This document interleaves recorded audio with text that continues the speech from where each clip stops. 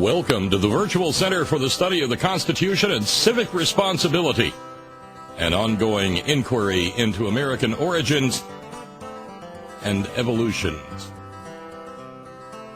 The Executive Director of the Virtual Center is Dr. Bill O'Brien. He is also your host for this conversation.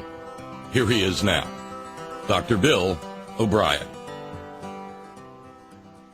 Thank you, Bob Kincaid, and welcome to this, a new week here at the Virtual Center for the Study of the Constitution and Civic Responsibility. I'm Bill O'Brien, and once again, let me tell you how pleased I am, how excited I am to be with you for the beginning of yet another week of our programming together here on the Head On Radio Network on the Horn.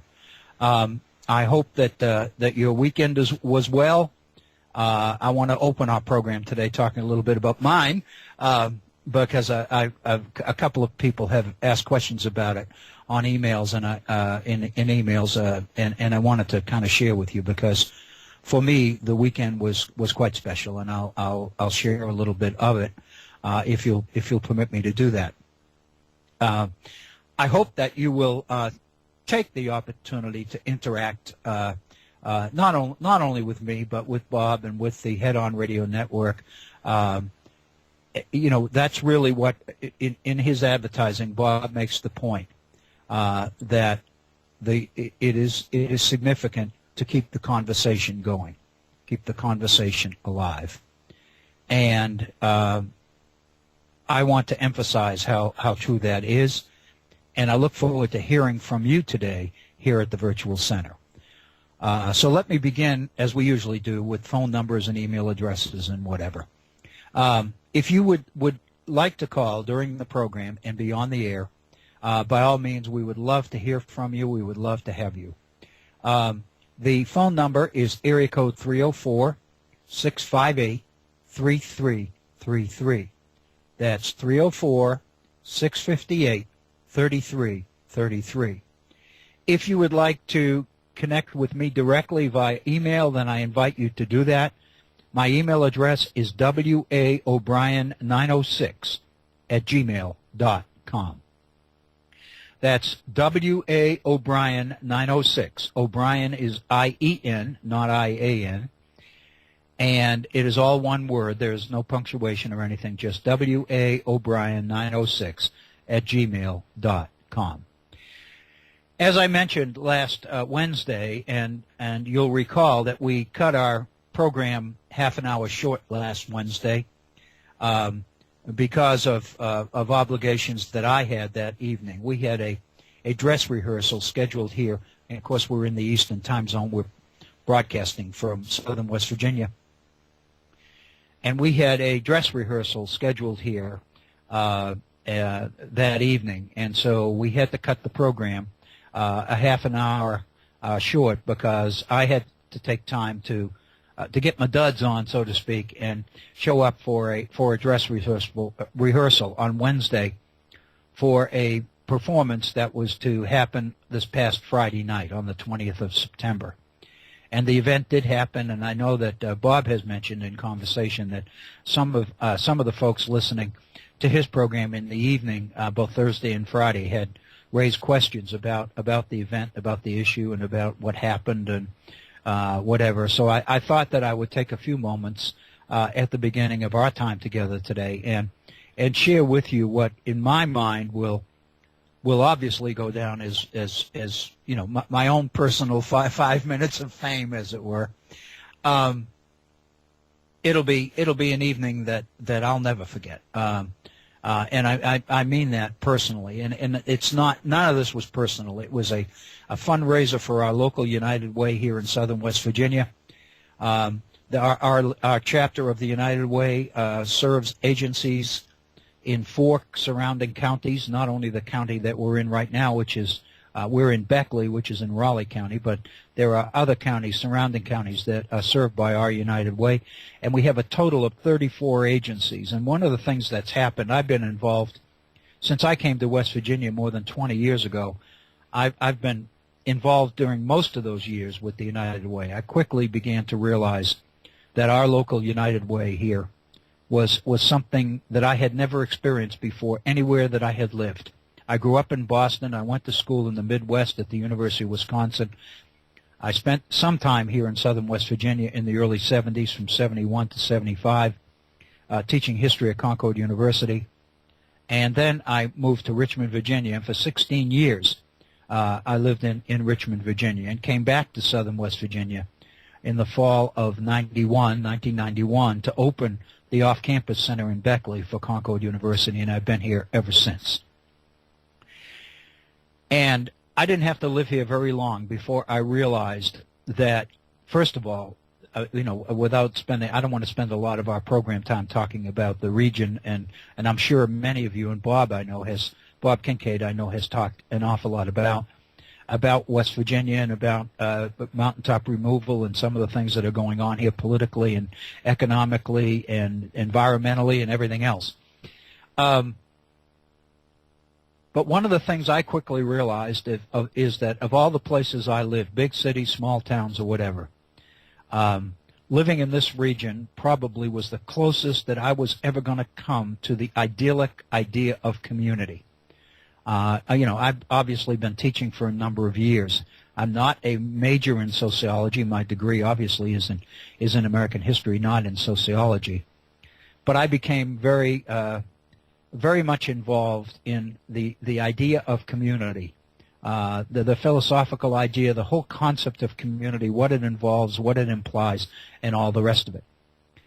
And so I've done an awful lot of work in my classes over the year, trying to emphasize to people the ideal of community. And here at the Virtual Center, we've looked at John Winthrop's City on a Hill speech, delivered in 1630 on the way over to the settlement of the original Puritans in Boston in 1630.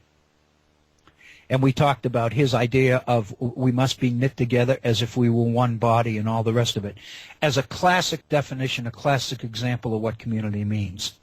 But again, it was an ideal. It was something that existed only within what I had read and in my mind and in my wildest dreams until I came to West Virginia. And I quickly realized that this was the closest that I was ever going to come in my life to the ideal of community. I wasn't here 2 months before one Saturday. My wife and I were visiting the local mall here. It's a pretty good sized mall.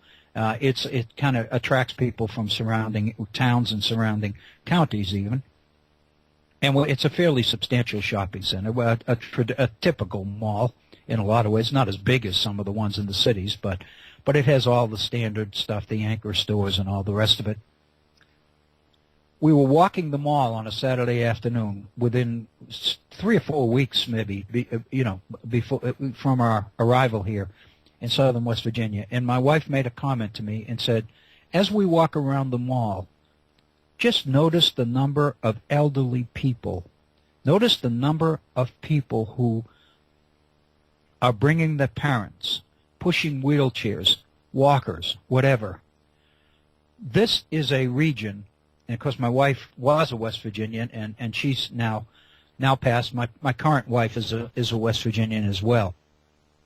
So I think both of them agree on this. And her point was that notice how people here stick together, how close and how obvious families are. And what I began to notice in the mall, mainly because she pointed out to me, were the number of people that were clearly connected. And they had, they had their parents, dad, mom, whatever, whether it be in a walker or a wheelchair, whatever. And her only comment to me was, one of the things you'll quickly realize before you're here too long is how West Virginians take care of themselves and how family-oriented people in this part of the country are.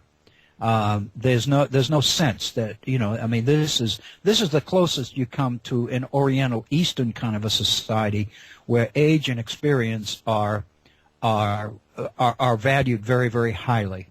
And the elderly and the aged are given a level of respect that really doesn't seem to exist in other cultures around the world, especially in Western culture. There almost seems to be a tendency in our society today to make to reach the conclusion that once people stop being productive, it's time to farm them out, put them in a home or a nursing home or something like that because they are no longer productive. And that perspective hasn't really taken root in Appalachia. These people take care of each other and they stick together, the families stick together, and they take care of their elderly and they take care of the young. And so what you see in this region, more than any other region that I've ever lived in, is example after example of grandparents or even great-grandparents who are taking care of the young in the family because their parents, primarily for economic reasons, can't do it. I mean, the economy here is terrible. It has been for a long time. It continues to be terrible. And this, of course, ties into the fundraiser on Friday night and the importance of the United Way in this community. But people can rely on their kin, and families stick together in this region like no place else I've ever been. It's the ideal of what Ferdinand Tönnies called Gemeinschaft. And it's just the idea that as long as people who are related to me by blood, that are part of my family, are alive and in need, then my primary responsibility is to be here and do what I can to take care of them. And it's very pervasive in this region. It's not related to class. It's just not the very poor or the very rich or anything else. It's pervasive in the region.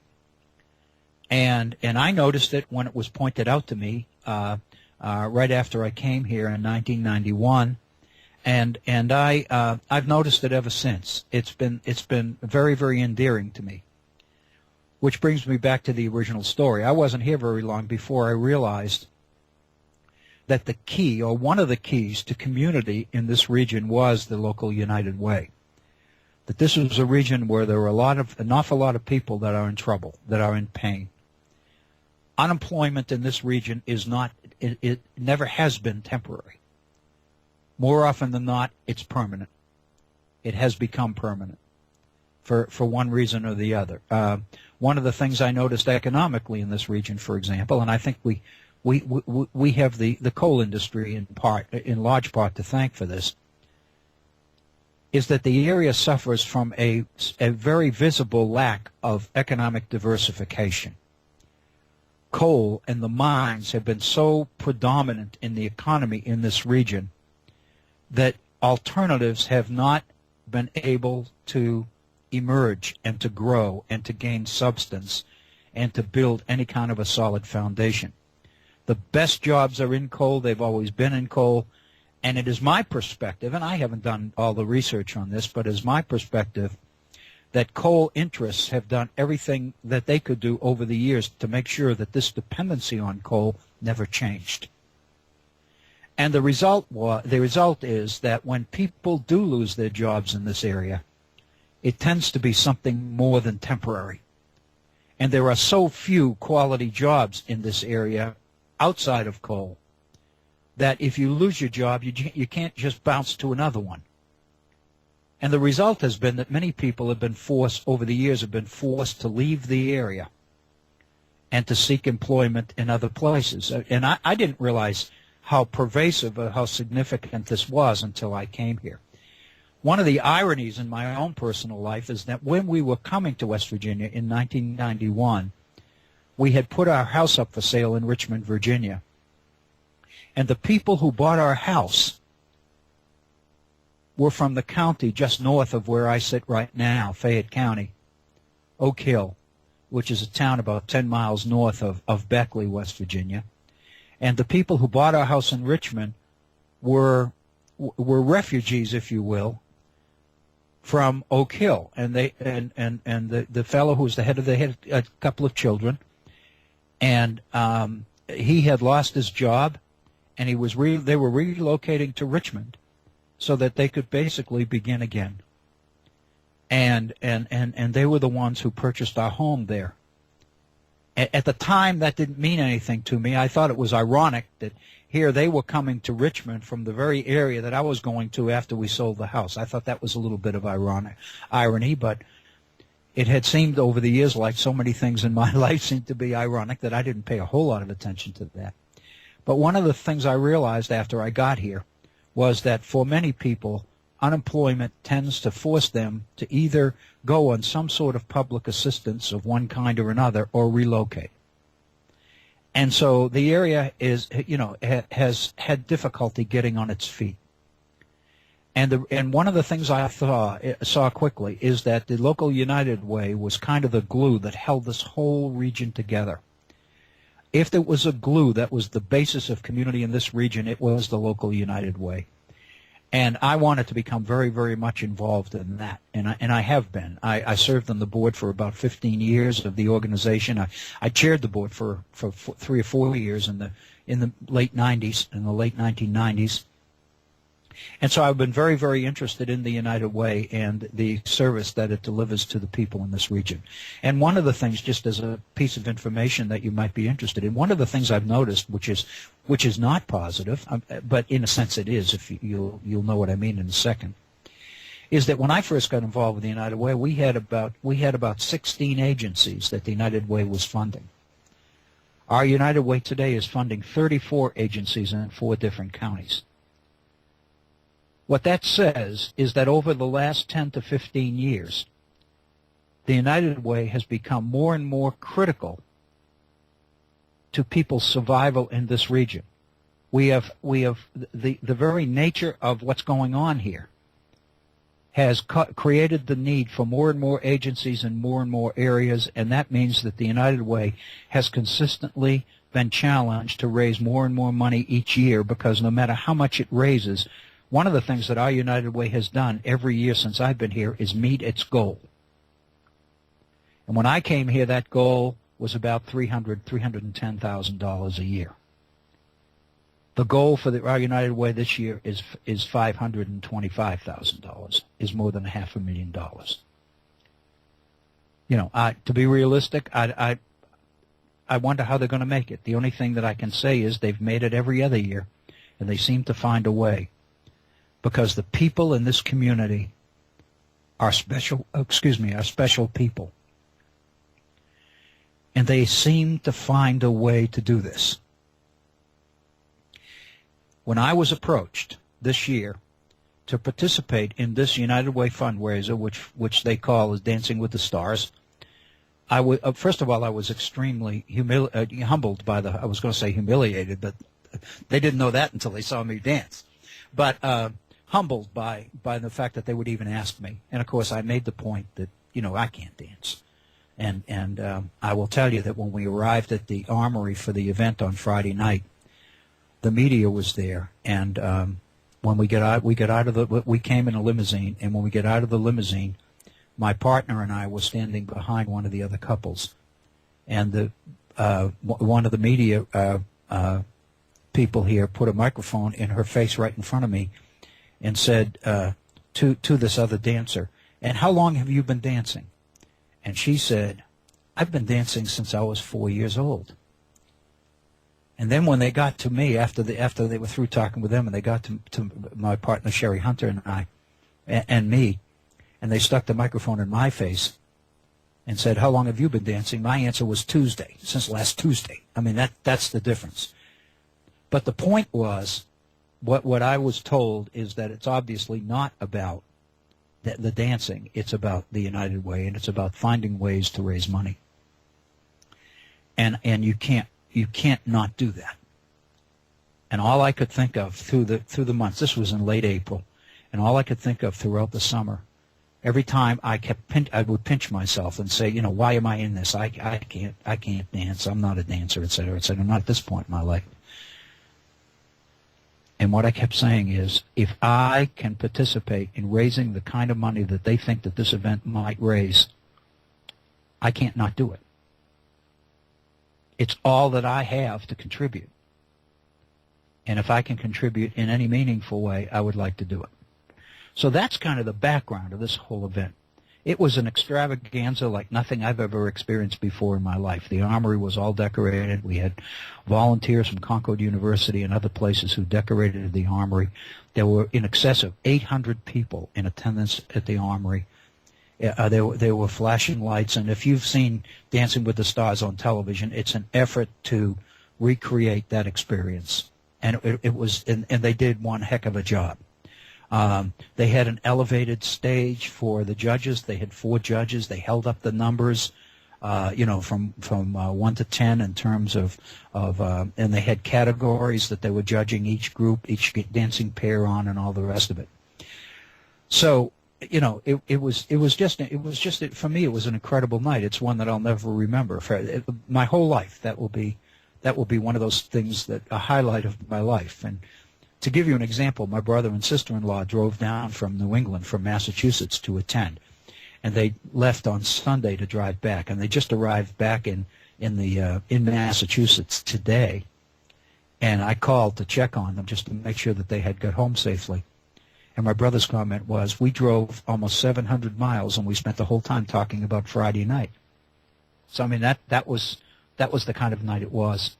The most moving part of the whole thing, I can tell you, because we received an email today about 1 o'clock this afternoon from the director of the United Way, and she said that they've spent the entire time since Friday over the weekend counting receipts and trying to get a handle on exactly what they're looking at. And she said when everything shakes out and all the expenses are paid and everything else, it looks like we'll break $100,000 on this event. There's no way in the world that I can explain the significance of $100,000 in this region. That's with the United Way goal for the whole year is $525,000. So this event will achieve or make 20% of that goal.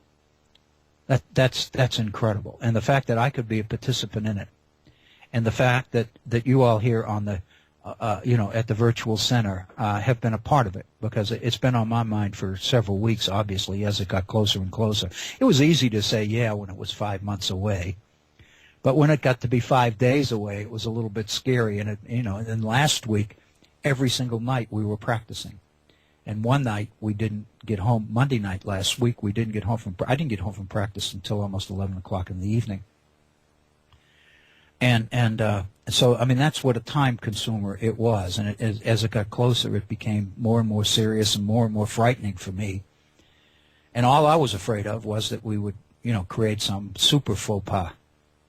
And that didn't happen. I mean, we obviously didn't knock the house down theoretically, but we didn't make any major mistakes, and we got a standing ovation from 800 people. And what more can you ask for?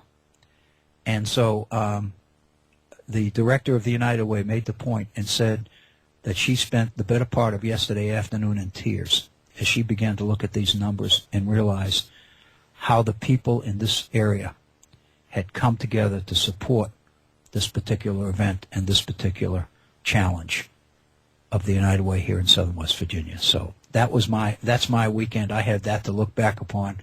It was a Friday night like no other that I've ever spent in my life or ever will again. And the entire weekend was spent. I had my brother here and his wife. I had my stepdaughter here from Virginia. I mean, that's 3 hours away. I had my stepdaughter from Phoenix, Arizona, who flew in and brought in her new fiance for me to meet. I had never met him. They're from Phoenix, Arizona. And the fact that I could spend a couple of hours with her on Friday evening as well, it was a dream weekend for me. And so I told Bob Kincaid, I don't know how today's program's going to go, but I got to tell you, I couldn't be in a better mood. And so I thank you for putting up with me and putting up with this little personal part of my life. But it has been a very, very special weekend for me, and I'm very optimistic and very positive and very excited. And I'm looking for. I continue to look forward to being with you here at the virtual center. I apologize for the fact that I've taken 25 minutes of your valuable time to share this with you. But on the other hand,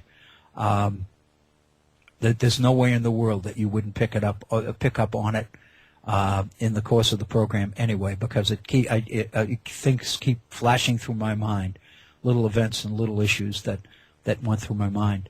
I mean, one of the things that happened, for example, is there were 5 other couples, and I knew a couple of the people, but I didn't know all 11 other people that were dancing, but I do now.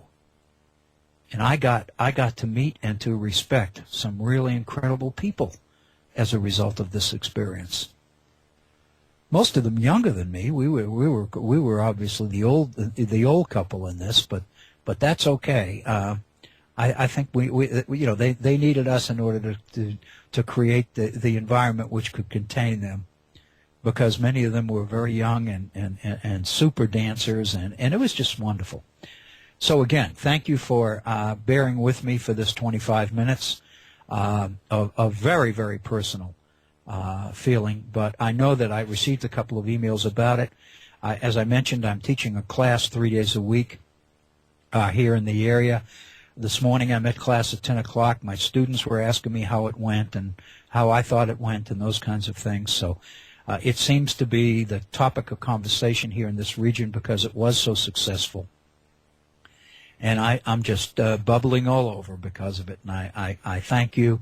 I appreciate your time and your attention. And if you'll bear with me, I'd like to kind of transition into something maybe a little bit more serious and a little bit more substantive today. But don't get the idea, even if some of the things we might talk about in the next hour and a half seem to be a little bit negative. Please understand that it's going to have to take something really bad to make my attitude, my perspective, very negative today. So I appreciate it, and I thank you. I wanted to share with you a story, just a little story. It's a minor thing, and this is something that just happened this morning, but it seems to create the kind of lead-in. When I ask students to write essays, for example, I feel that I have a responsibility to show them how to write an essay. So I've put together a handout or two that I share with students on how to write an essay. And one of the things I talk about is what I call a hook. The opening line or the opening sentence, the grabber. Something that really gets the attention of the reader so that they'll read on and not put aside the essay, whatever it happens to be. And so, most students come through with the idea that the whole idea of writing is merely to present information in order to prove to a teacher, to an instructor or a professor or whoever, that you are familiar with that information. So most essays become opportunities to just unload data and pieces of information to people. And so what I try to talk about is the fact that a good essay, a solid essay, is one which makes a point and supports it. And the quality of that support, the extent to which you can write an argumentative essay which makes the point so well by not only saying something but providing evidence to support the particular point of view or interpretation that you have, is very important. And in order to get people to read enough to be persuaded, you've got to do something in your essay to get people's attention. And that usually means the first sentence or two as being what some people refer to as a grabber. I like to call it a hook. Some statement that looks a little bit outlandish, but is provocative enough to keep people reading. And then it's up to you to make sure that you follow through with the kind of solid argument and support that justifies the grabber or the hook that got them interested in the first place. And so I want to share with you a little piece of information that I picked up from this morning. because I think it becomes our grabber. It becomes a way to introduce a topic which I think is very significant, not only in today's society, but I think has origins that go all the way back in American history into the colonial period and up into the period of the founding itself. And I think it's very important. One of the reasons that it's so significant to address this is because, unfortunately, few people address it. And if people do address it, they do it in a way which is rather impersonal and dispassionate. And so therefore, if it happens in a classroom of some kind, whether it's a high school class or a college class, it probably, the issue that I'm going to be talking about is social stratification, the idea of inequality in society. It's a sociological concept, a sociological term, the idea of social stratification. But one of the things that I found over the years is that while people may be able to define it, they do it in a rather dispassionate way, in a disconnected way that doesn't really suggest that they really grab the significance of what it is they're talking about. And I found that over the years. So therefore, we've done quite a bit with it. And I ended up doing a little bit with it in class over the last couple of days. And I wanted to share it with you because what I found from people in my class was that while some people understood it, some people could define the idea of social stratification, people really weren't aware of what it is in ways that it affected them. And of course, what makes social stratification meaningful in any society is the extent to which it materially and directly affects the people who live in that society. And so if there is social stratification in our society today, and I don't think there's any doubt that there is, and that's one of the things I wanted to address today, because the basic premise of any kind of political system, any kind of system of governance, requires that government do everything that it can do in order to create a sense of community, a sense of unity within a population that might be diverse and divided in a number of different ways. In other words, the population, if you are the government, the population that you are charged to govern might consist of a number of different religious groups, ethnic groups, national groups, language groups. It might feature a variety of different accents. It might feature a very diverse, divided population. Yet if you are the government and your responsibility is to govern this system, then you've got to find ways to overcome the diversity, find ways where there is unity, and build on those, focus on those. Find ways to emphasize the extent to which people are in this together. In other words, your job is to find unity where there doesn't on the surface seem to be any, and to engage in policies and programs which will build on that sense of unity, so that when you pass a law or you issue a ruling or an edict of some kind, and if we go all the way back to the medieval period, prior to the beginning of the modern period, we were talking about kings and dukes and earls and all of them in the traditional medieval society, issuing edicts and reading from scrolls. The fact that the prince or the duke or whatever, basically on his estate, on his manor, this will be the rule, these will be the taxes, this will be, et cetera, et cetera.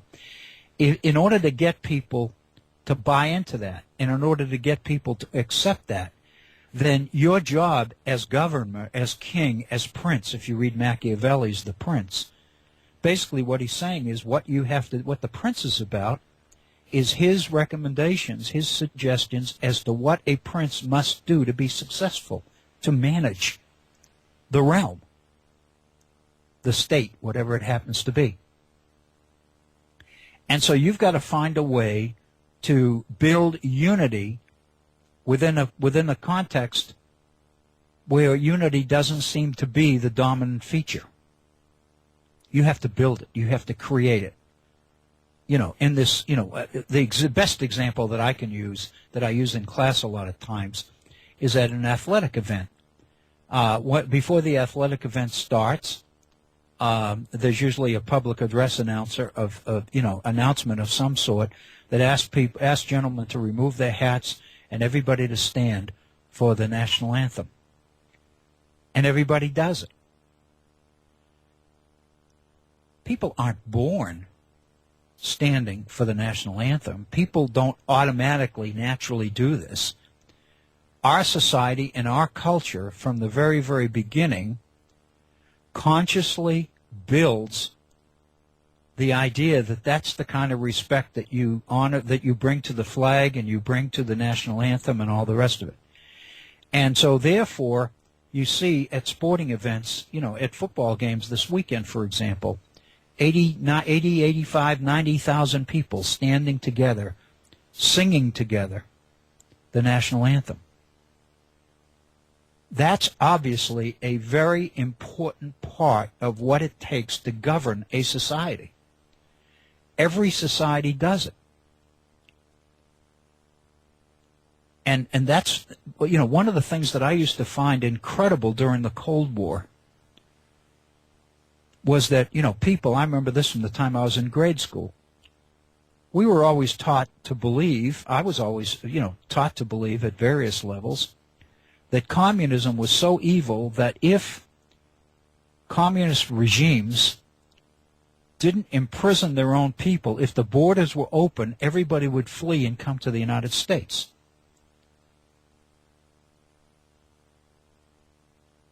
And it never made sense to me that that was true. I couldn't believe that people would grow up in a society and not develop any sense of loyalty or affinity to it. Well, then you begin to appreciate that indeed that's true. And if you look at the Olympics and the competitiveness among nations at the Olympics, you begin to realize that people in other cultures, in other societies, stand and and honor their own Pledge of Allegiance or national anthem or whatever you wanted to call it. And so this is part of what holds nations together.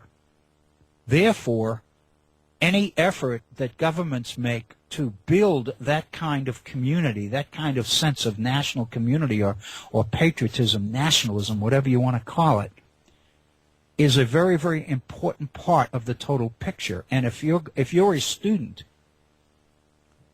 whose challenge is to try to understand particular governments, particular societies, particular cultures, then you're missing an awful lot if you overlook the ingredients that contribute to the building or the development of nationalism, and nationalism is merely community on the national level. And the successful government of a society, of a state, of a nation, management of a company, requires that sense of commitment, that sense of unity, that sense of community. And therefore, it's very, very important to look for it and to pinpoint the ways that organizations, whether they be governments or whether they be management structures in companies or whatever, to look for the ways that those who manage, those who govern, build the kind of environment where governing becomes possible. Social stratification as a concept is the reality or the recognition that in societies everybody is not equal. That usually in every society that I know about, some people are more equal than other people. Some people are more valued, more respected. It could be money. It could be wealth itself that distinguishes groups of people, one group of people from another. It could be the level of education that they experience. And the result of that education is a certain sense of culture and savoir-faire that they exude that other people can't have. It could be physical prowess. It could be military prowess. Certain societies basically are divided based on military. The people who are connected to the military tend to pack more power and more influence than other people. Some societies, and I mentioned earlier about Eastern societies, many societies, it's age. The idea that with age comes experience, and so therefore the most elderly, the most experienced people in society are the ones that seem to exude the most influence and garner the most respect in certain societies. One of the things, if you remember the old cowboy and Indian movies, for example, the old black and whites that used to be on TV in the 60s and 50s and 60s and 70s, the Indian chief was always an old guy. And usually, if there was any focus in any movie or any story that focused on the Indian culture itself, one of the things you realize is that most stories built around the idea that there's probably some member of the Indian community, some brave or something who's bucking the system, who's challenging the patriarch of that particular organization, that particular tribe, or that particular group. And so there's something about age and experience that in Indian culture, Native American culture, seems to breed wisdom. The idea that age and experience help to grow knowledge and also are connected to the idea, to the principle, or to the idea of wisdom. And so therefore, the general consensus among the group is whatever their own self-interest or personal feelings are, their best bet is to follow the advice and the wisdom and the recommendations and the programs and the policies of those who have the wisdom and the experience to know. So whether it's age, whether it's income, whether it's family name and reputation, whether it's the neighborhood they live in, whether it's connection to military and military power, whether it's physical strength and physical power. I'm thinking of the ancients and the beginning of the Olympics and the extent to which military prowess and physical strength and bravery and courage and all of those values that seem to be so valued in the writings of the ancients tended to bring with them a level of respect among the society, the community at large, which gave these people a special place. Whatever the issue is, the fact of the matter is that societies tend to break into groups where certain people, for whatever reason, are more influential than others. And the chances are that those people who are the most influential are the ones who have the greatest influence over government and government policies. I mean, that just stands to reason. We talk today all the time about a major problem in American political life today is the influence of big money on American politics. And people go back to the 2010 Supreme Court decision in Citizens United, and they feel like the biggest mistake that the Supreme Court ever made in that was that decision, because it basically put political influence and political power in American society up for sale, and only certain people could garner the kind of wealth necessary to buy that political influence and political power. It basically suggested that political influence and political power in American society is a commodity with a price tag, and only certain people can pay it. And so therefore what we have is the very dangerous situation of those people who have the most having an inordinate influence over those who make government policy, who make laws. And the result is a republic that is theoretically based on the needs and the wants and the priorities of the general population, of the citizenry at large. The citizenry at large tends to take a back seat to the few who have the kind of political and financial clout necessary to call the shots, whether it be to hire lobbyists in Washington to influence legislation or what. The fact of the matter is, the influence that people wield on the day-to-day decisions of government, of those who govern us, is driven in large part by influence and power and money, big money.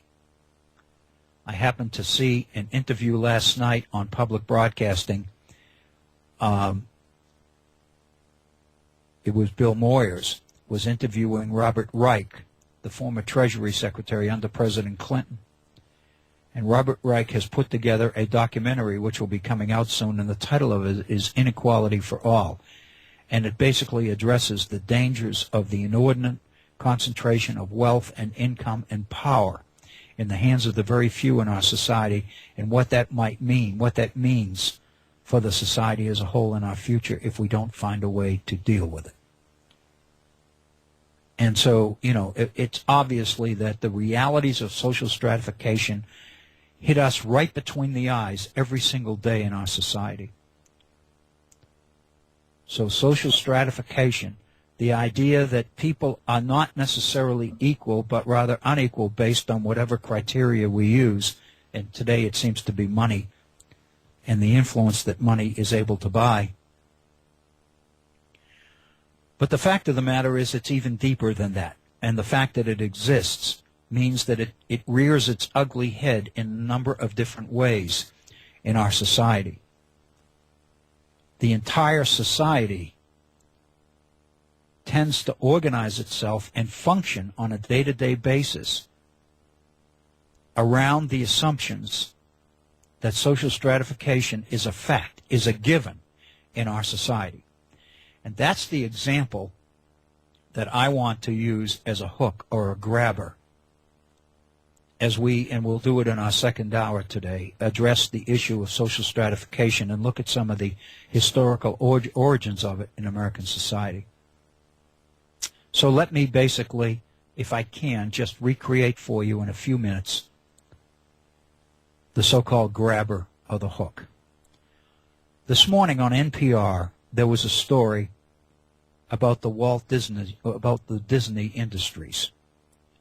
Walt Disney Incorporated, and of course everybody knows Walt Disney died a number of years ago, but his company lives on.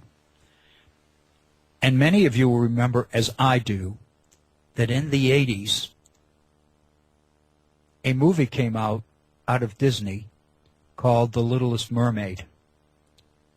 It was a big, big hit.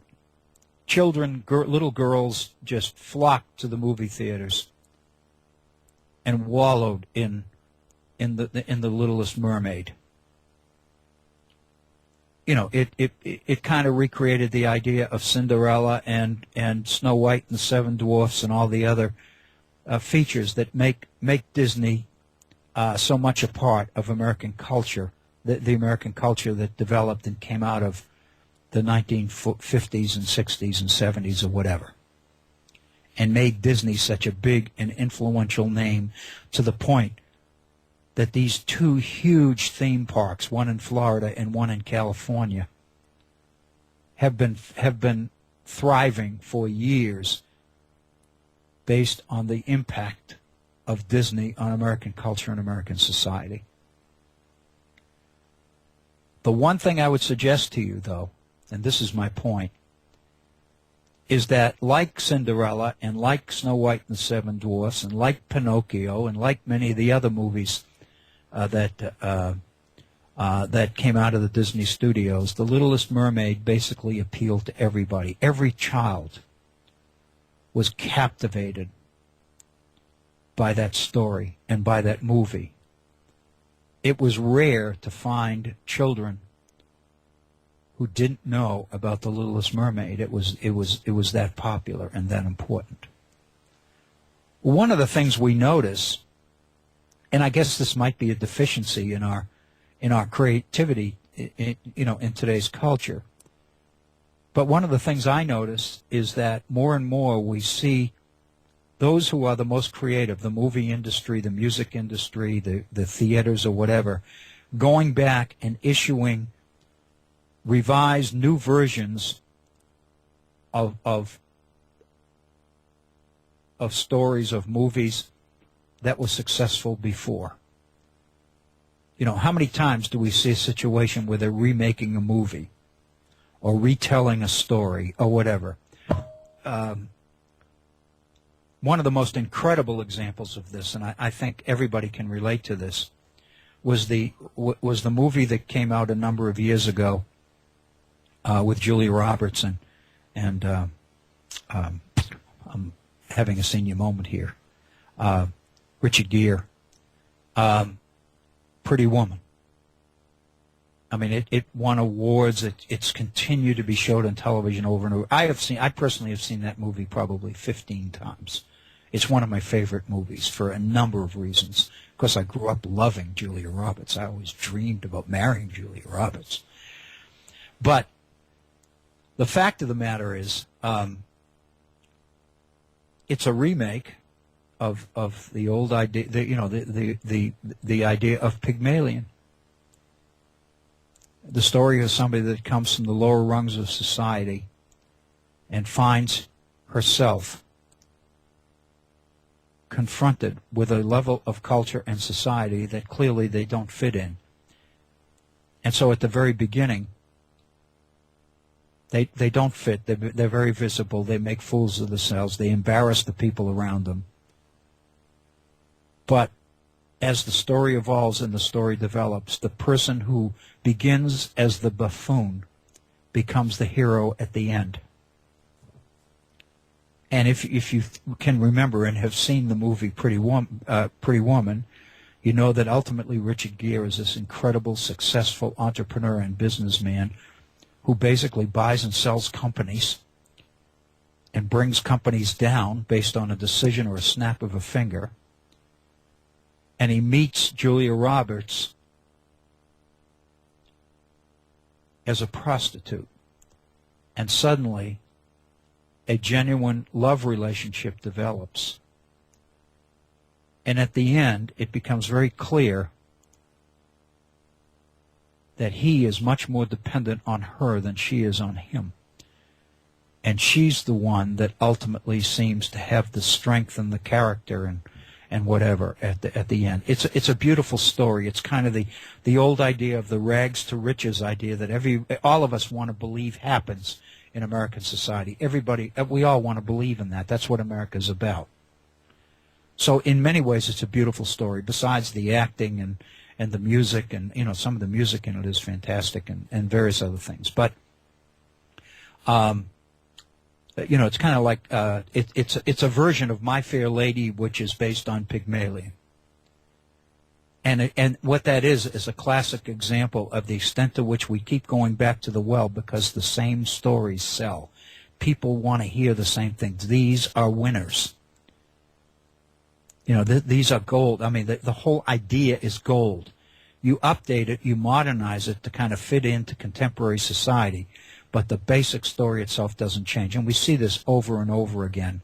And we come out with Rocky 1. Everybody loved Rocky 1 for the very same reasons. They loved it so much that we got Rocky 2 and Rocky 3 and all the rest of it. So I think that, we tend to keep going back to the well and developing the same thing. What about Littlest Mermaid? Well, the story on NPR this morning was that now with new technology, The Littlest Mermaid is coming out and it is appearing on multi-screens, more than one screen at the same time. And this has been tested and it's very successful, and now it's basically ready to put wheels on it and hit the road. They know that this is going to work.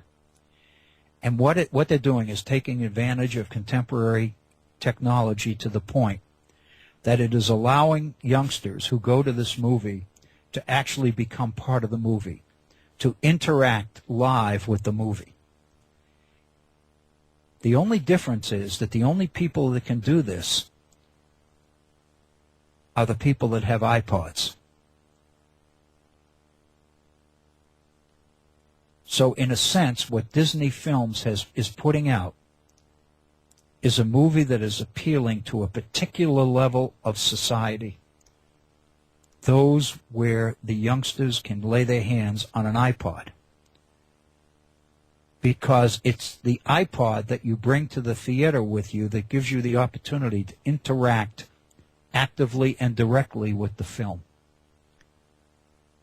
And rather than being asked to sit in the movie and watch the story on the big screen, in this one, children are being encouraged to talk and participate and to actually become part of the story itself.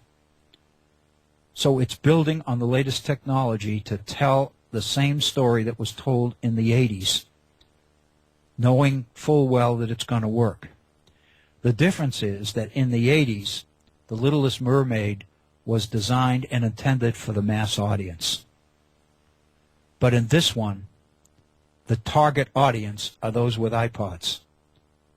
And we know that everybody doesn't have an iPod. And we know who doesn't. We know that in some of our inner cities, there are people being brutalized and murdered over their iPods. Because some people believe that they have a right to them even if they can't buy one or afford one for themselves. They somehow feel justified in taking it from somebody else. So what we're suggesting, or what we're seeing here, is an example of a major corporation, a major media outlet, which is Disney, tailoring a major production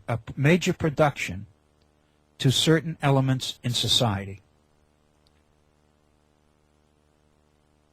That wasn't the gist of the NPR story. The NPR story was the technology, the interactivity itself.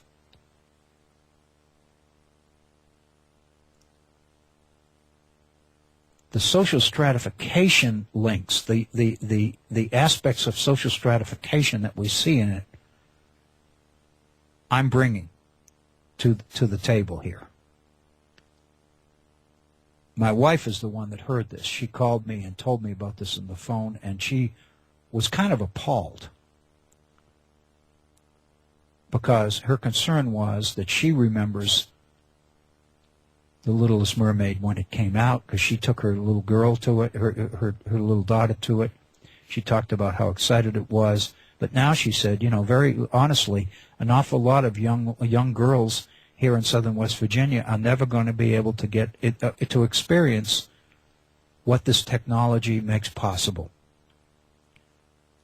Because while the movie theater is encouraging young girls to bring their iPods, the fact of the matter is only certain certain elements of young girls have an iPod to bring.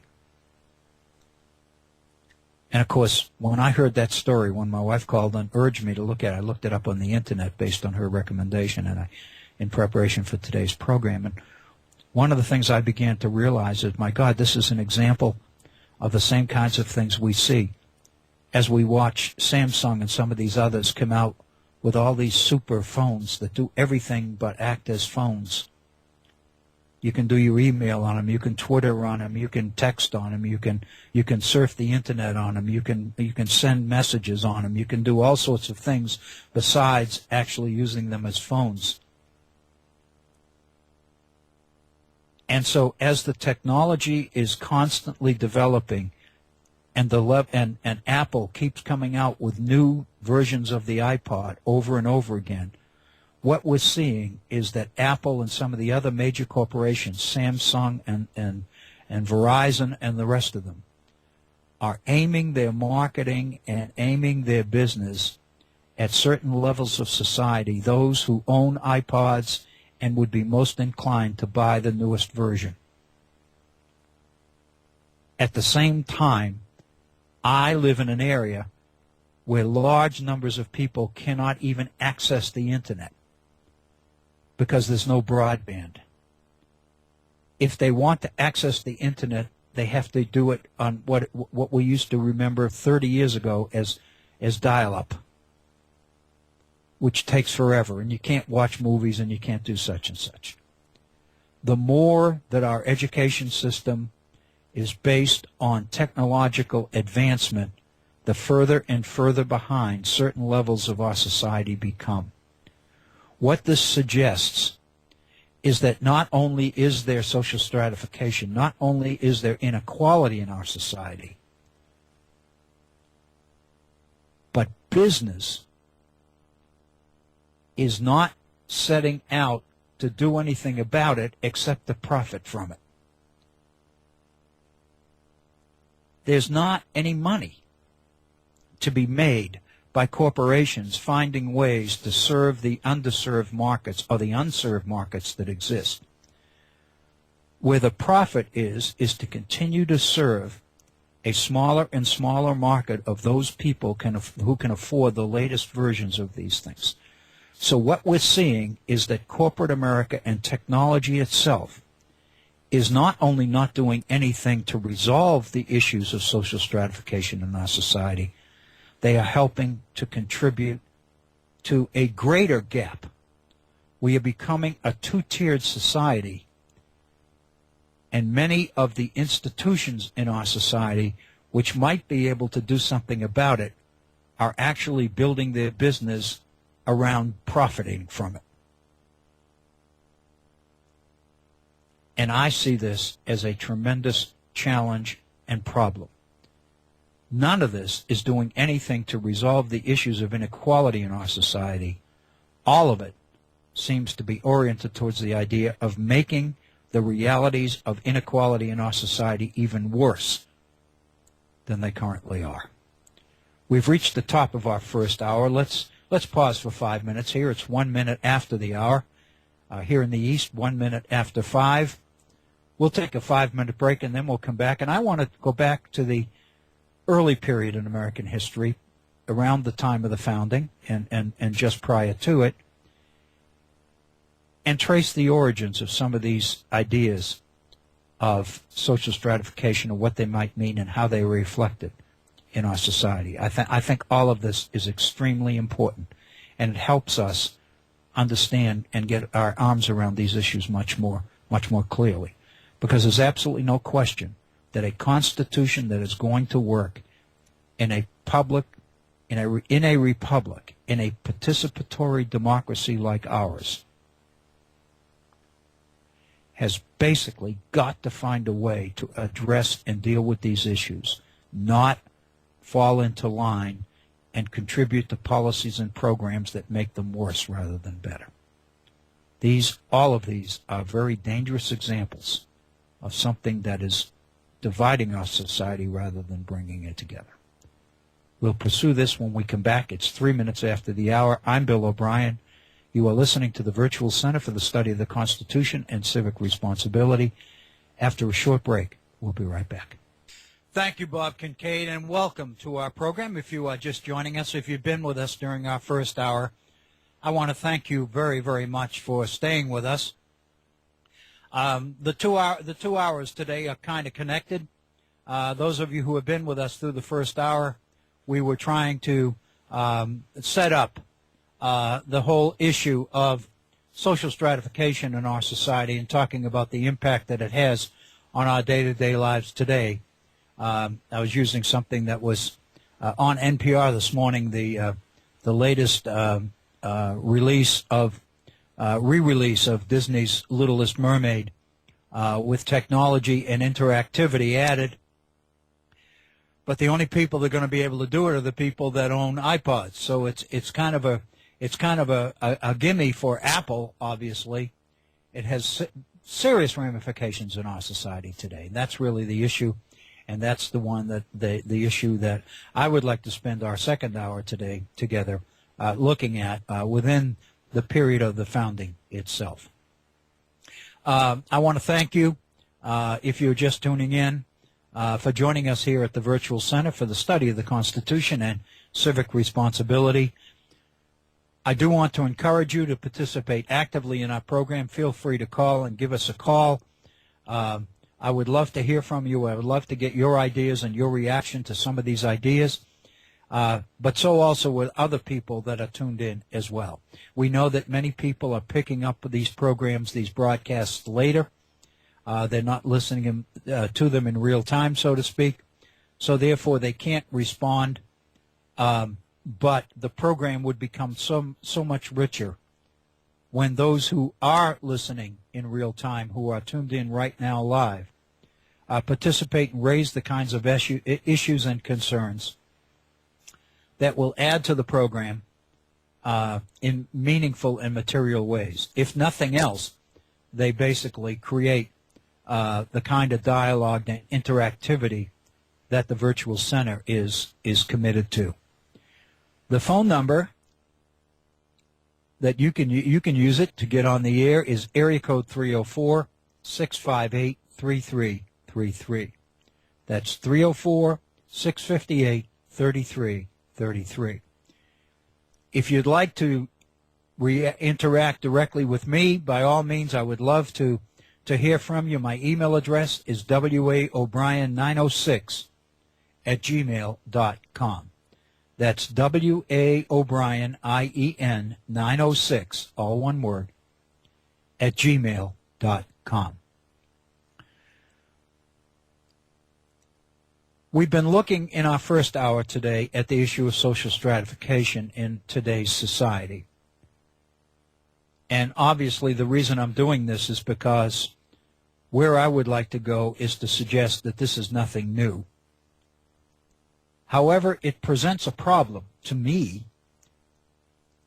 because since this kind of phenomenon has been with us from the very beginning, since social stratification has been an issue from the colonial period itself, and I don't just mean here in America, it is in every society. But in order to successfully govern, especially in a popular government like ours, in a republic, it seems to me to be particularly critical that we find ways to identify the ingredients that create and help to perpetuate social stratification and try to address them. If the ultimate goal of American society is to find ways to create the kind of society where everybody has equal opportunity or something that they believe is equal opportunity. In other words, if we're moving toward equality of opportunity rather than away from it, then there's no question that the need to recognize and address and deal with the issues of social stratification become critical. Not only do they make it important for the purposes of governing itself, government must create a sense of community in order to govern effectively rather than find itself in a position of constantly having to force its citizens to obey the rules and the policies and the programs that come from on high. The ideal would be that people would accept these programs as conducive to the kinds of things that our society stands for and buy into them from the very beginning. Government's popularity is based on the extent that its laws and its programs and its policies conform to rather than contradict the priorities and prejudices and wants and desires of the citizenry at large. The more that happens, the more of a political community you have. The more political community you have, the more popular government is. The more popular government is, the more likely it is that people will buy into government programs and policies and legislation that is passed with less and less opposition. So it's kind of a self-reinforcing thing. The more popular government becomes, the more its people are willing to tie into or to identify with the policies and programs coming from the government. And the more people are willing to do that, the more popular government becomes. So that's the goal. That's what it's about. So the realities of social stratification seem to fly in the face of all of this. the more pronounced social stratification becomes, the more self-evident it becomes to people that even though we claim to be a society where there is equal opportunity and that everybody is treated the same, the fact of the matter is many people begin to realize and recognize that it's more rumor than fact. It's more ideal than it is reality. And so building a sense of political consensus or political community in society seems almost to demand that government and the population generally take seriously the issues of social stratification and find ways to address them in a positive way. What I was suggesting in our first hour is that more often than not, the more pronounced that social stratification becomes, the more institutions in society that might bring pressure to bear on social stratification and make it less of a problem are in fact doing more to accentuate social stratification than address and resolve it. And I mentioned the example of the re-release of The Littlest Mermaid by Disney Studios that was dealt with on NPR this morning, and the modern technology and the ability to interact. But the only children that are going to be able to interact with this movie on a live interactive basis are those who can bring iPods to the theater. It's obviously a wonderful deal for Apple, but I don't know if it's a wonderful deal for America. And what I mean by it is it's good business. It makes sense from Disney's perspective as a business decision. But it doesn't do anything to deal positively with the realities of social stratification in our society. If it does anything, it makes the divisions in our society even more pronounced. The more that business and the more that our capitalist system addresses and profits from the realities of social stratification, the worse becomes the situation in our society, the less becomes the building of political and social community in our society. We are beginning to hear prominent people now talk, including the President of the United States, talking about the fact that there are two groups of people, the so-called the 1% and the 99% in American society. Corporations are building their businesses around that reality. The very institutions that society might be able to turn to resolve some of the issues of social stratification are doing very little to solve the problem, but in fact are engaged in policies and programs which do nothing but make it worse. The potential of this is extremely dangerous for the idea of community, for the ability of government to govern. We see it all around us. Mitt Romney made reference during the political campaign in the election of 2012 to the idea of the 40% of takers, the 40% of the American population who were takers, that were just looking for ways to live off the efforts and the labor of other people.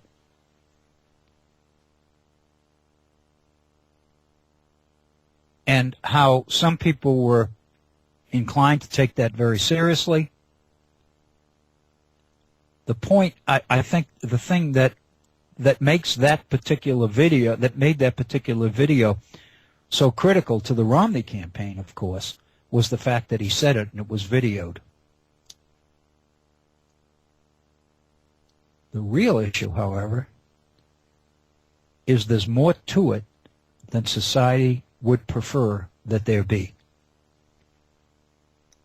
The reason that that particular video was so explosive in the political campaign is because most people recognize that there's quite a bit to it.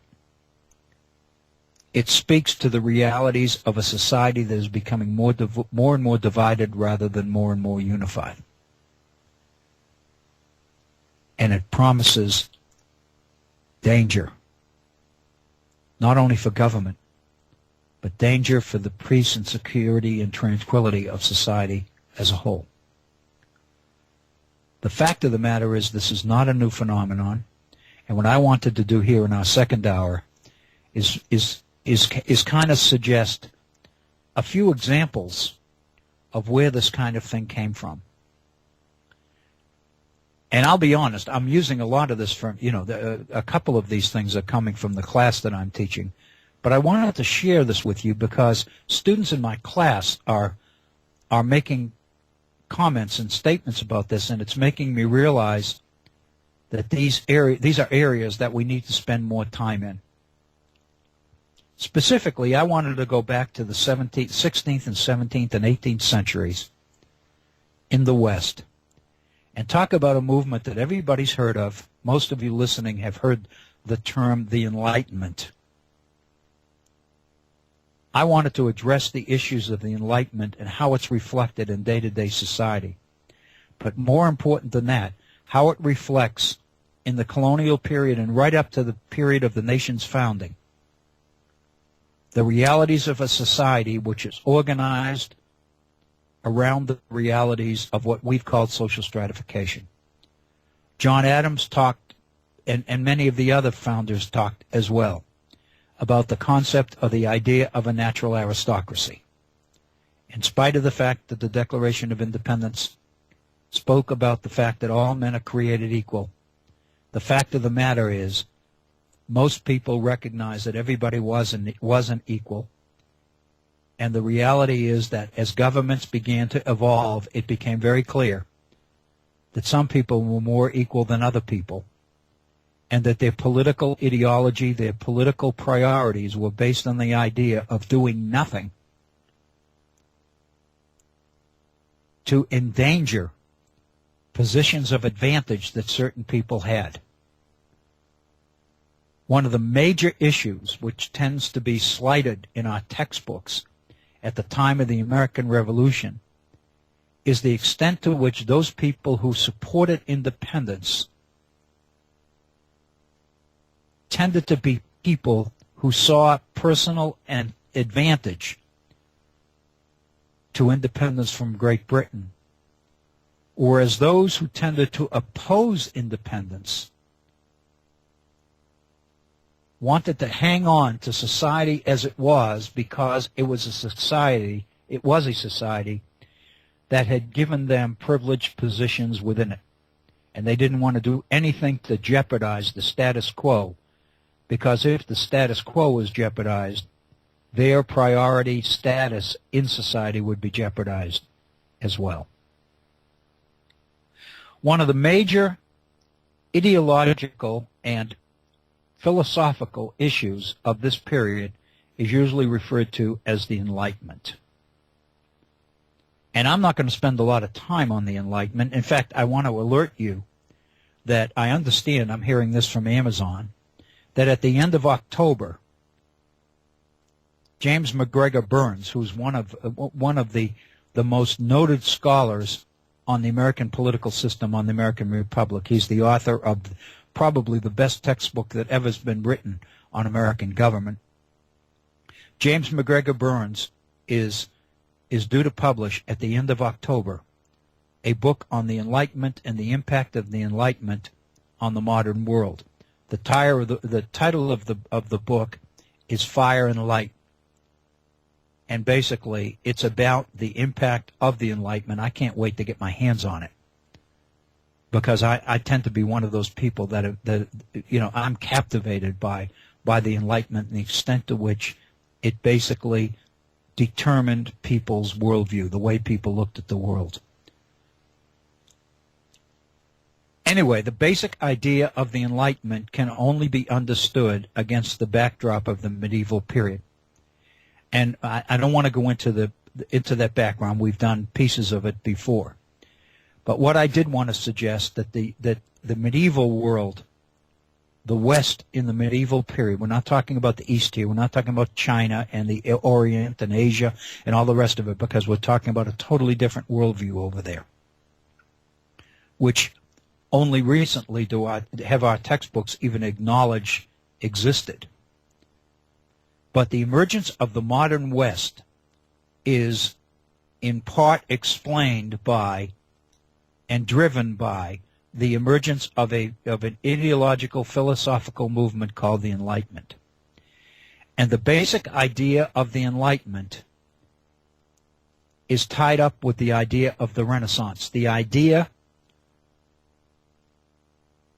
that man, as an individual creature of God, has value and has meaning in and of himself. In the medieval period, the individual was invisible. What existed was, what counted was society as a whole. And the assumptions were that the governance of society, the management of society in order to create stability and order was basically explained by the worldview that the masses of the people in the West tended to believe. And it was a worldview defined by and delivered by the Roman Catholic Church. Prior to the Protestant Reformation, Roman Catholicism was Christianity, was all that existed of Christianity. And while medieval Europe was politically very unstable, there were no nations as we know them. One of the key features of the modern period is the development of modern nations. We're talking about the period prior to that, when there were not nations. Therefore, there was not political stability, there was not political order, there was not political security. There were wars and there were family rivalries and all the rest of it. Europe was extremely disorderly politically. But what unified Europe was the Roman Catholic Church. The overarching sense of unity to medieval Europe was a function of Roman Catholicism. The Roman Catholic Church taught people, delivered to people, God's view, God's world. It explained to people, this is what God has created, this is what God wants, this is what the universe is about. And it was based on the assumption from Scripture that God's greatest creation was man. And the assumption was that it only made sense that if God's greatest creation is man, then the planet on which man lives, which is Earth, is the center of the universe. And all the other planets and the stars and everything else revolved around the Earth. The Earth was the center of the universe because that's the only way that it made sense. If God's greatest creation is man, and man lives on Earth, then it stands to reason that Earth must be the center of the universe. And the entire worldview of the medieval world was based on that concept.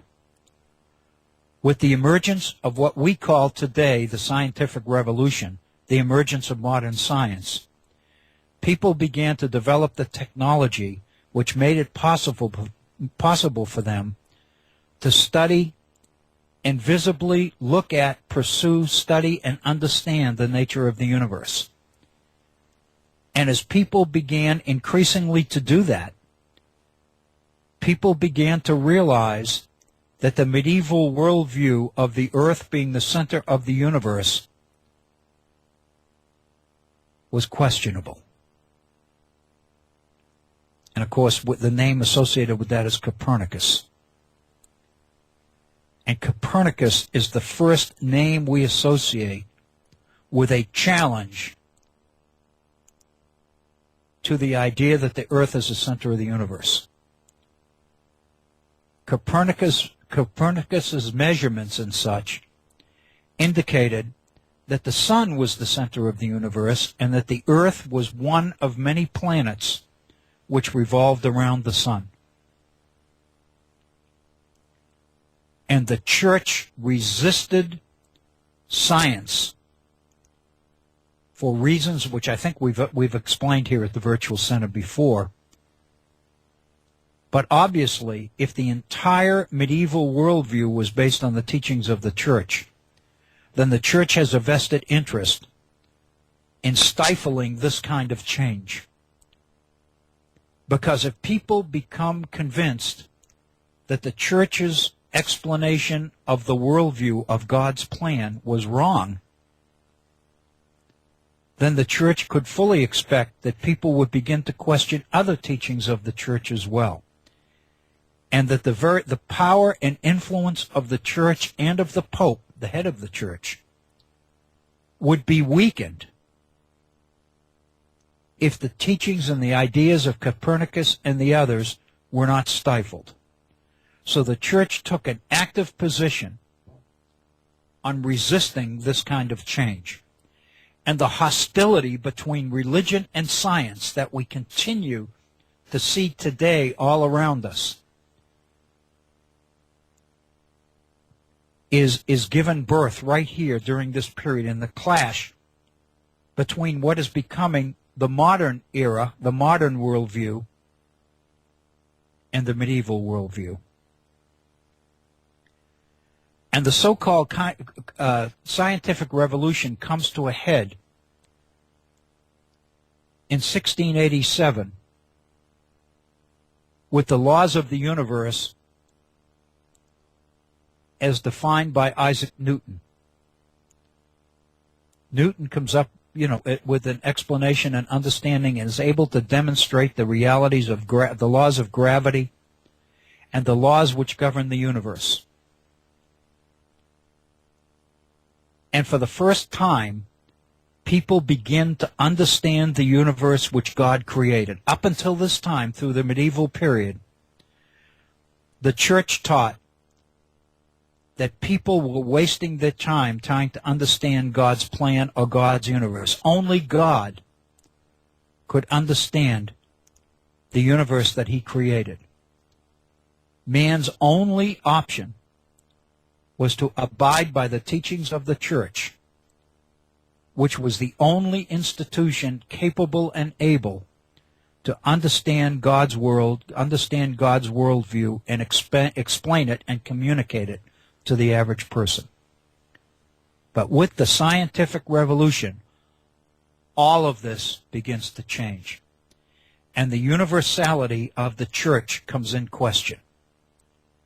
And the ability of the church to have exclusive control of truth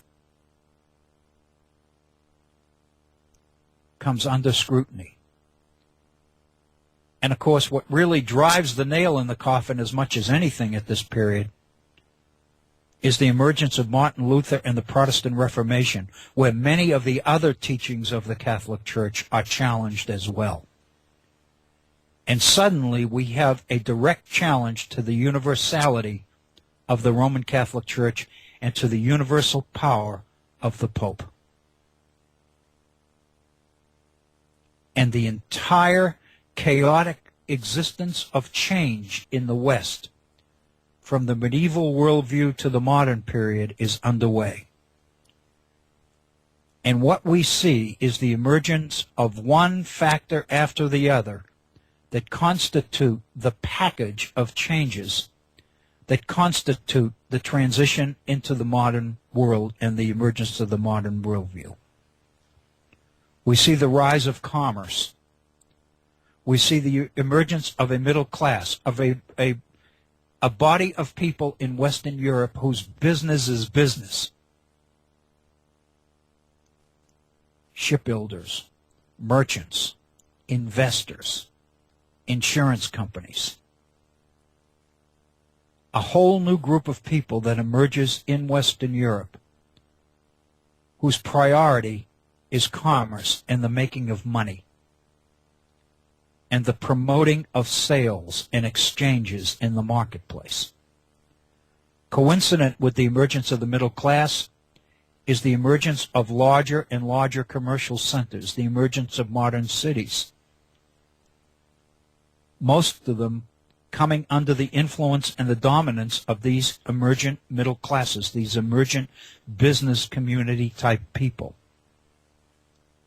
And coincident with that in a political realm are the emergence of modern nation states. The emergence of strong kings in Portugal, in Spain, in England, in France, in Italy. And what we see historically in the history of the West is the process of political unification where modern nations, the map of Europe that we currently know, with nations and borders and all the rest of it takes shape. And so what we see is the emergence of modern nation states under the control of powerful kings and queens, stable governments. The emergence of modern nations headed by stable governments, by strong kings, and within them the emerging vibrancy of a booming middle class and an emerging economic system based on international trade and commerce driven by profit.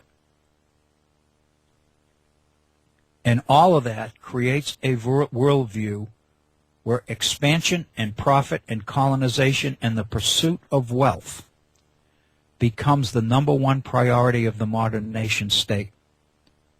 The idea in the minds of these new governments that the power of the nation is contingent on its ability to secure access to wealth. And the nation that controls the most of the world's wealth is going to be the most powerful nation. We called it mercantilism when we covered this earlier here at the Virtual Center. And so mercantilism, which is kind of the beginning stage of capitalism, becomes the economic system which falls into line and is consistent with the political changes which create the emergence of modern states under strong kings,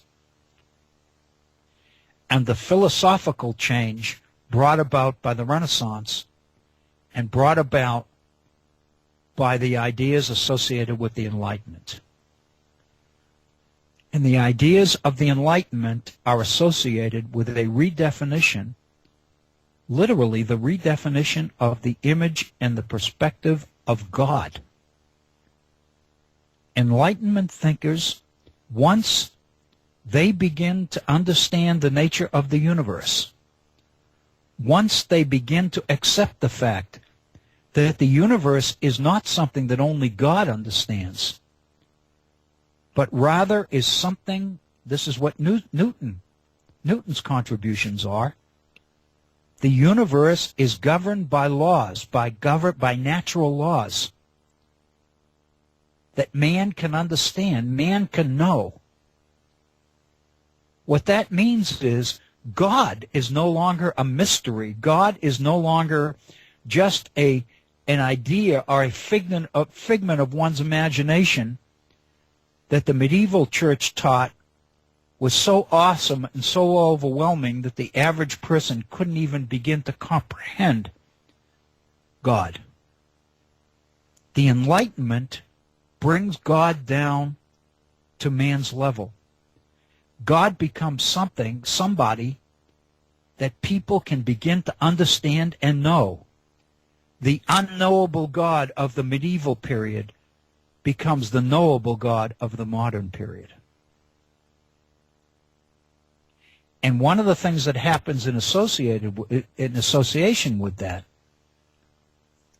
is that man becomes much more respectful of his own ability to understand God, understand Scripture for himself. That's what Martin Luther taught. That's what Protestantism teaches.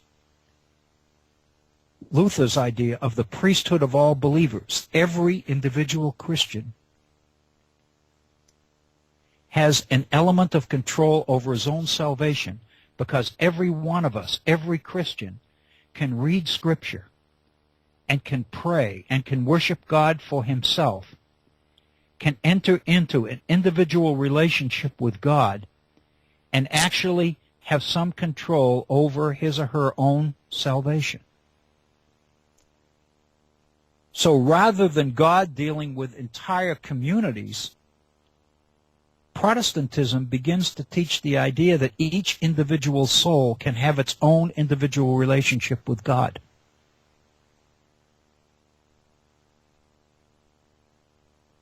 And all of this becomes part of what we call the Enlightenment. And the idea of the Enlightenment is the idea that man's reason, man has a mind, man has common sense, man can know his world, man can understand his universe, man can know the laws which govern the universe, man can come to know God. What a change from the medieval period. Whereas the middle period was based on the assumption that truth was revealed as the plan of God, and man had no control over his ability to understand that all man could do is wait until truth was revealed. And that's what the church did, was convey truth from God to man. But with the Enlightenment in the 17th and 18th century, the belief is, now that God is knowable, that man himself can understand God.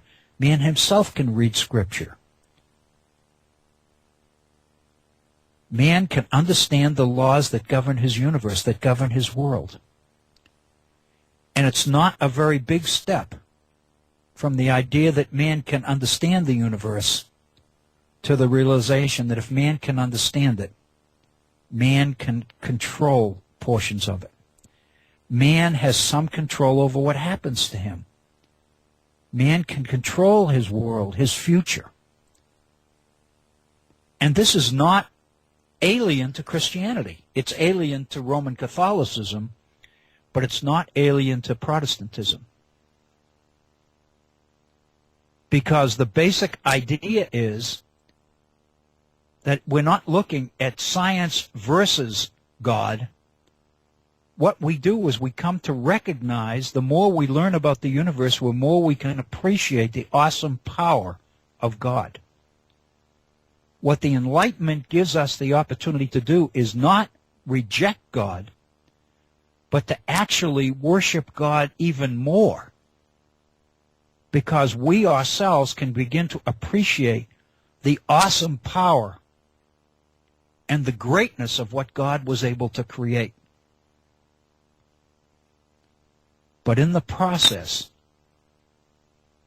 God is removed from the pedestal on high, and God is brought down to a level where man can begin to know and begin to understand himself.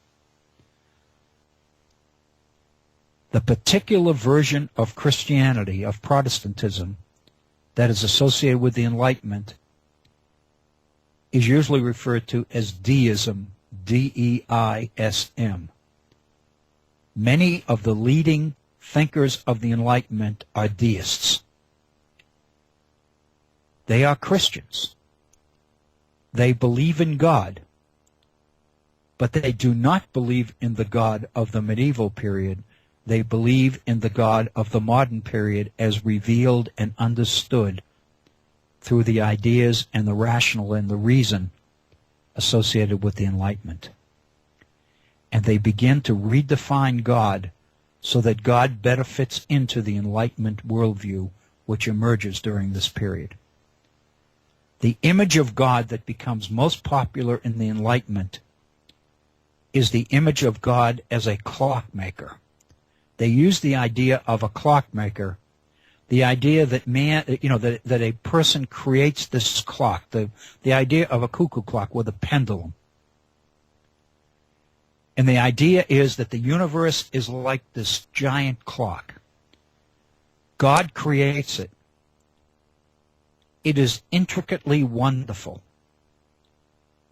God created the universe, and God pushed the pendulum to start everything in motion. God made the universe work.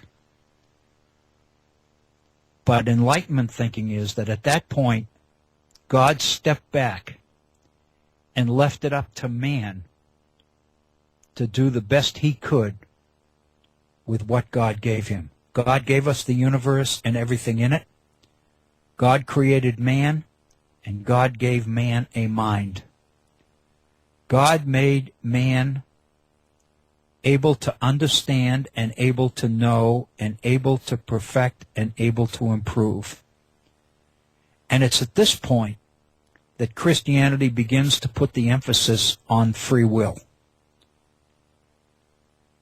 on the idea that man's future is in his own hands, not God, and that rather from the medieval period, the idea that man's time ought to be spent praying for God, for active intervention by God, the performance of miracles. Enlightenment thinkers do not believe that God performs miracles. They don't believe that God interferes in the day-to-day lives of people. They believe that God created the universe and the wonders of the universe, but that man is in control of his own destiny, and that's what free will is about. And man's challenge is to take the gifts that God gave him and use them to create the ideal life and the ideal environment for man and future generations of man. And it is from this point that we get the idea that generation after generation, the world is becoming better and better and better, because the assumption is everything that is learned in one generation is carried on and built upon in the next, and that we are becoming better and better and better as the generations go on. It is a fascinating, fascinating concept. It is not anti-religious. I would suggest to you that it is extremely religious. I would also suggest to you that it is extremely intellectual. Those churches, those denominations of Christianity, and of course Roman Catholicism goes through what is called the Counter-Reformation, and the Catholic Church itself begins to buy into and pick up many of the changes that Protestantism brought into the West. And the result is that Catholicism, along with certain denominations of Protestantism, become extremely intellectual. As man is driven to study Scripture and study God's Word and try to understand more and more and more of God's plan for us and for the world we live in. And the sermons, I'm thinking of the Puritan, the Congregationalist Church, and the Presbyterian Church, and the Episcopalian Church.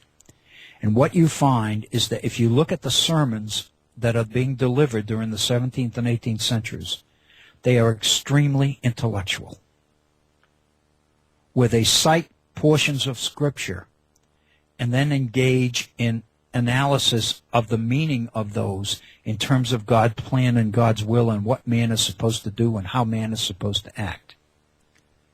In other words, churches take on the responsibility of telling man how God wants them to live based on the understanding and the meaning of Scripture. But the sermons are extremely intellectual. They are based on reason. They are based on quotation and analysis and cognitive development. Here's my point. By definition, they tend to be class-based. And what I mean by that is only certain kinds of people or groups of people can understand and buy into this level, this kind of Christianity. Because what's going to happen in the early 18th century in America in the 13 colonies is a wave of evangelical reformism, which is referred to as the Great Awakening. It's a worldwide revival movement that sweeps through Europe and comes into the United States. The person most associated, the minister most associated with the Great Awakening in America is George Whitefield. But the name that many people may have understood from Massachusetts is Jonathan Edwards, who's kind of a reflection of the Great Awakening and the changes that the Great Awakening brings to Christianity. And what you begin to see in the Great Awakening is a challenge to many of the traditional denominations of Protestantism that existed during this period. The Presbyterian Church, the Congregational Church in Massachusetts, the Anglican Church in the South, which is the Episcopal Church, the Church of England, are found to be incompatible with the realities of American development during the colonial period. As people settle, come and relocate to the New World and move into the West and settle in the West, they are out of the reach of the old churches. The traditional kind of church where people every Sunday go to church and listen to the sermons are not possible on the frontier. So the existence of the frontier and the movement of people west suggests a division between people and their access to God and their access to religion.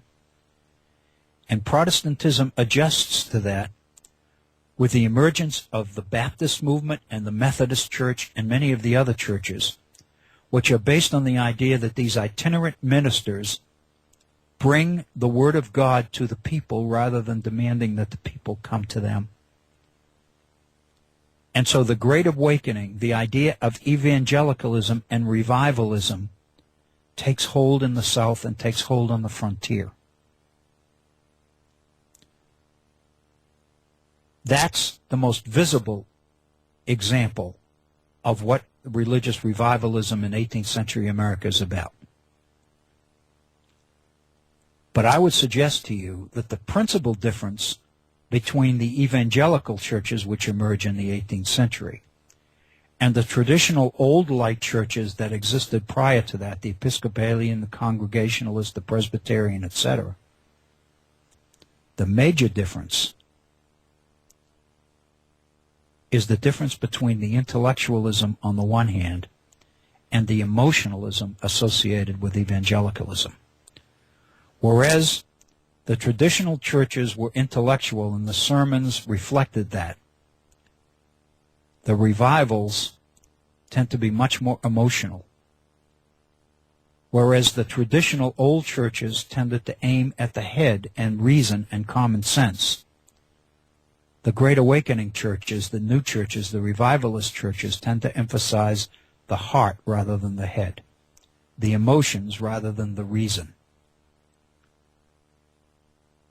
And so many of these tent revivals that began to spring up throughout the West and the South reflect a totally different emphasis in Christianity. They emphasize people, individual souls being reborn and people becoming emotionally connected to God. People experiencing the actual experience of being saved, which is what we see today in many of the television evangelicals that we see on television. They do not, many of these preachers are not intellectually focused, they are emotionally focused. Their desire, their goal, is not to touch common sense and reason. Their goal is to touch the hearts and the emotions of the congregation. Their goal in the sermons is to so excite the congregation that people begin to speak in tongues and people begin to come by the dozens and the hundreds to the front of the church in order to be anointed and to give testimony before the entire congregation that they have experienced something which is, in effect, the process of being saved.